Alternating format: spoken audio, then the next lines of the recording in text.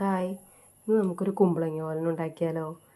ഇവിടെ ഒറ്റപ്പാലം പാലക്കാട് ഭാഗത്ത് മത്തങ്ങ ഓലനാണ് പ്രിയം, പക്ഷേ എനിക്ക് ഭയങ്കര ഇഷ്ടമാണ് കുമ്പളങ്ങ ഓലൻ. അപ്പോൾ ഇന്ന് അത് ഉണ്ടാക്കാമെന്ന് കരുതുന്നു.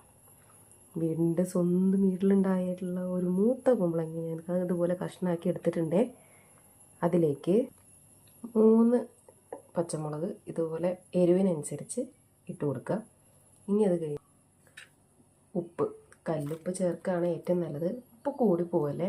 ഇനി വേണമെങ്കിൽ നമുക്ക് ചേർക്കാം, പക്ഷെ കൂടാതെ ഒന്ന് ശ്രദ്ധിക്കുന്നത് നല്ലതായിരിക്കും. ഓലനെ എപ്പോഴും ആ തേങ്ങാപ്പാലിൻ്റെ മധുരം അറിയുന്നത് നല്ലതാണ്. അപ്പോൾ ഉപ്പ് ഒത്തിരി താഴെ നിന്നാലും മതി കേട്ടോ. അപ്പോൾ ഇനി ഇത് മൂത്ത കുമ്പളങ്ങ ആയതുകൊണ്ട് ഞാനിതിൻ്റെ പാത്രം ഒന്ന് മാറ്റുകയാണ്.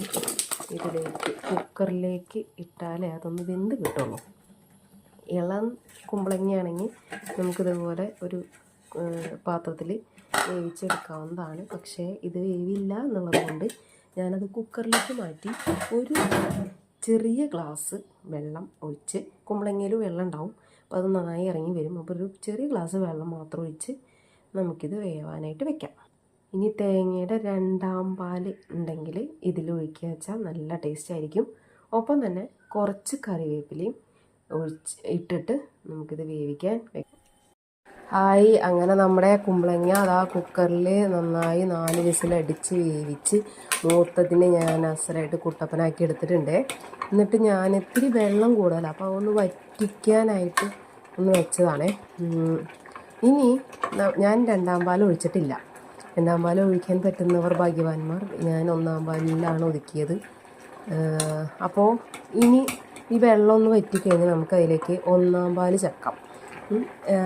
സാധാരണ തേങ്ങാപ്പാൽ ചേർത്താൽ തിളയ്ക്കാൻ പാടില്ല, ബബിൾസ് വരുമ്പോൾ ഓഫ് ചെയ്യണം എന്നാണ് പറയുക.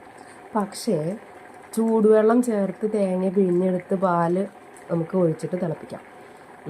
അല്ലെങ്കിൽ നമുക്ക് തിളപ്പിക്കാൻ പറ്റില്ല. അപ്പോൾ ഞാൻ തിളച്ച വെള്ളം ഒഴിച്ച് പിഴിഞ്ഞെടുത്ത് തേങ്ങാപ്പാലാണ് അതിൽ ഒഴിക്കാൻ പോകുന്നത്.